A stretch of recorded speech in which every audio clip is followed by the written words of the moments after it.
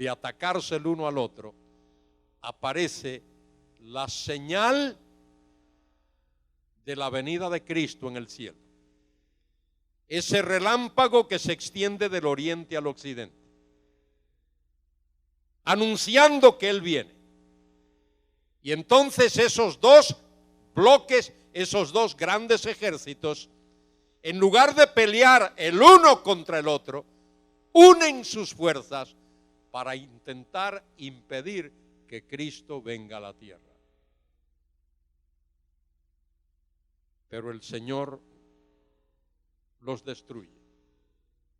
Ellos se reúnen allí en todo lo que es la tierra de Israel y más allá, y más abajo, y más al norte. Y el Señor Jesucristo viene personalmente, visiblemente, con poder y gran gloria, como lo dice Zacarías capítulo 14. Las naciones rodearán a Jerusalén para destruirla, pero los pies del Señor se afirman sobre el monte de los olivos y Él acaba con esos ejércitos, los extermina, tal como lo dice Apocalipsis capítulo 19, del 11 al 16. Entre paréntesis, esos anuncios prolépticos de los que hablé, Apocalipsis 1, 7, Apocalipsis 2, 5, Apocalipsis 3 y Apocalipsis 11, 15, ahora se convierten en una realidad. En el capítulo 19, versículo 11 dice que Juan vio el cielo abierto y vio un caballo blanco, y el que lo montaba se llamaba Fiel y Verdadero, y con justicia juzga y pelea. Y ese que viene cabalgando ese caballo blanco, ese sí es el Cristo verdadero, el Cristo genuino, que viene con poder, con majestad, con gloria, para establecer, para implantar en la tierra su reino de paz, de justicia, de santidad, de gloria, porque la gloria de Jehová será vista en toda la tierra, llenará toda la tierra, como las aguas cubren el mar, según Habacuc 2:14 e Isaías 11:9. Hay mucho más que podía decirse de esto, pero quiero llevaros rápidamente, antes de terminar, al capítulo 24 del Evangelio según San Mateo. San Mateo capítulo 24.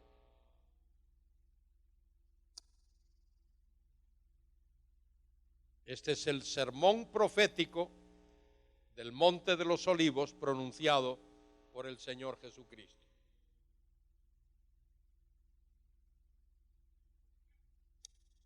El pasaje comienza hablándonos que el Señor con sus discípulos han dado un vistazo a los edificios del templo en Jerusalén, y los discípulos estaban maravillados al ver la belleza de aquellos edificios.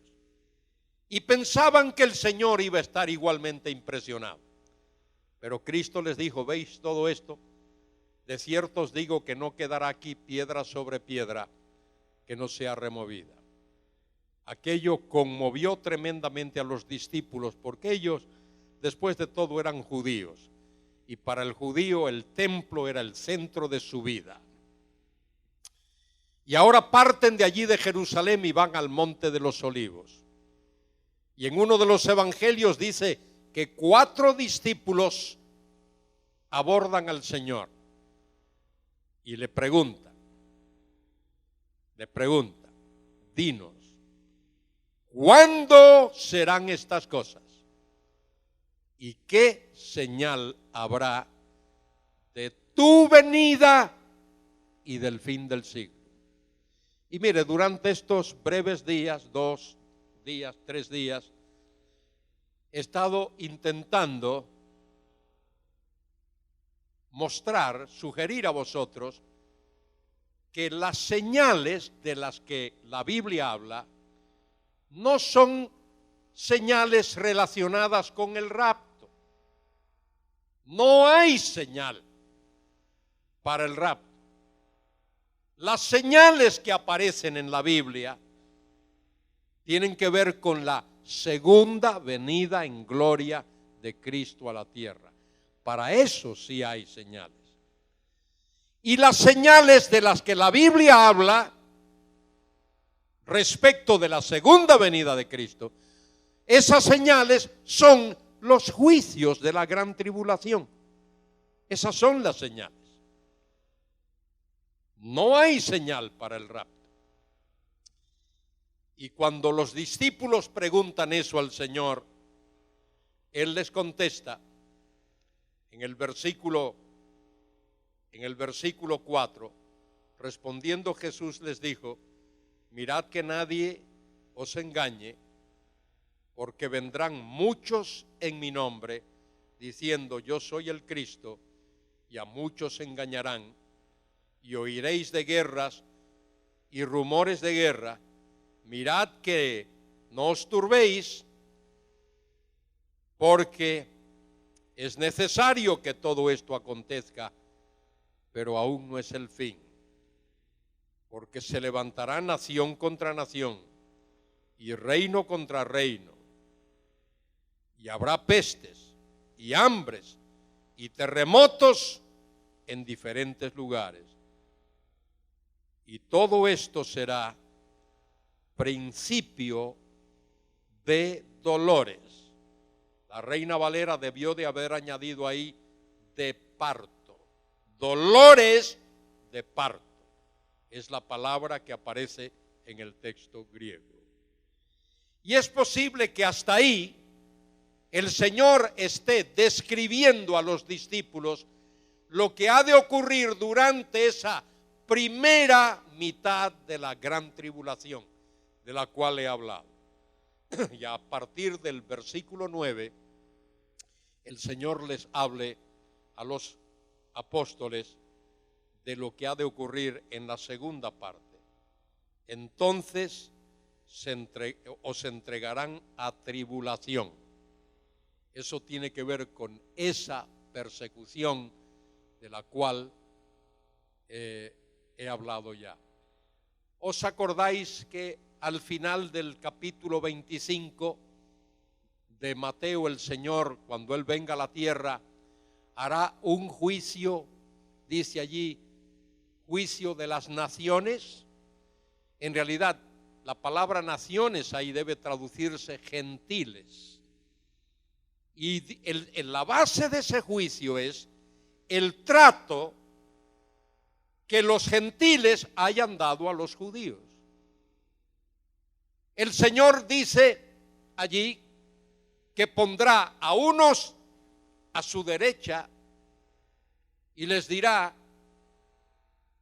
tuve hambre y me disteis de comer, tuve sed y me disteis de beber, estuve desnudo y me vestisteis, en la cárcel y me visitasteis, etc.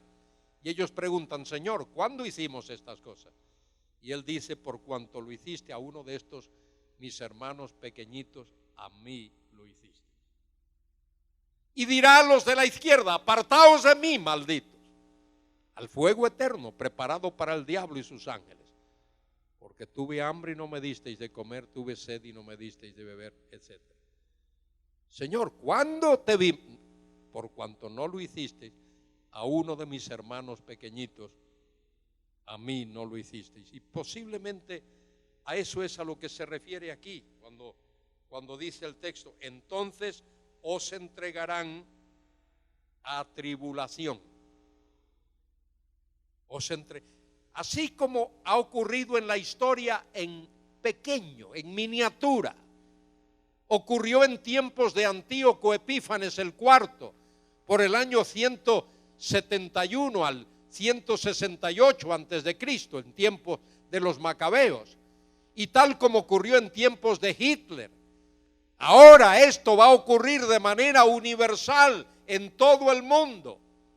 Habrá un antisemitismo mundial.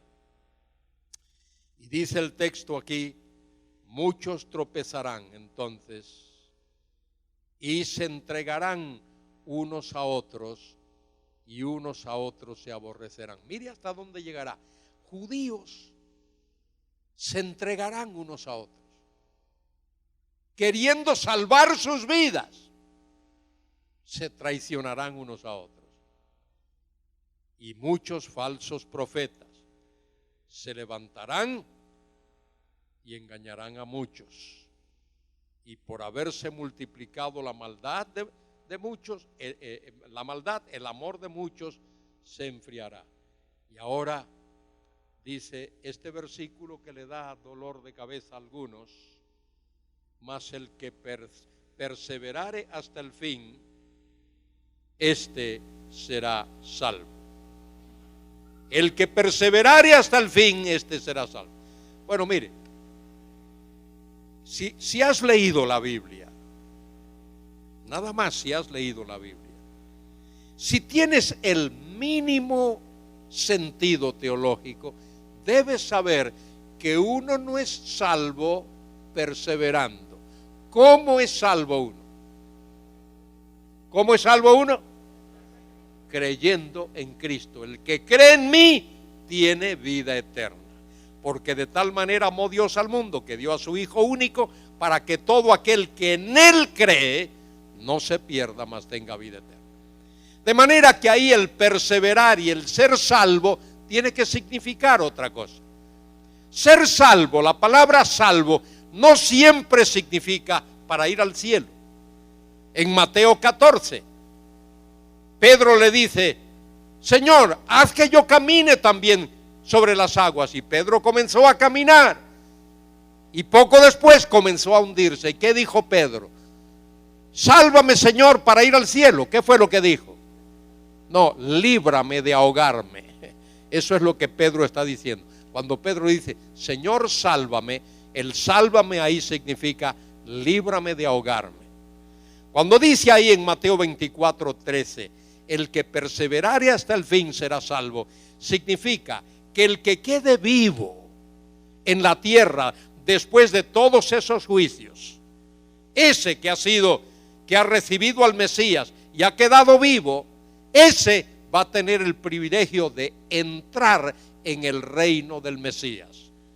El que perseverare hasta el fin, el que viviere hasta el fin, tendrá el privilegio de entrar vivo en el reino del Mesías. Eso es lo que significa ese versículo. No tiene que ver con que uno es salvo perseverando, como algunos por ahí dicen. Y ya lo he mencionado también, dice el versículo 14, será predicado este evangelio del reino en todo el mundo para testimonio a todas las naciones, y entonces vendrá el fin. ¿Quién llevará ese testimonio a todas las naciones? Los 144,000 israelitas que el Señor salvará. Y finalmente ahí el Señor dice, por tanto, cuando veáis en el lugar santo la abominación desoladora de la que habló el profeta Daniel, el que lee entienda. La abominación desoladora de la que habló el profeta Daniel es la presencia misma del anticristo allí en la ciudad de Jerusalén. Cuando él se ha de proclamar Dios y ha de exigir que todos lo adoren, que todos lo adoren. Y luego el Señor habla de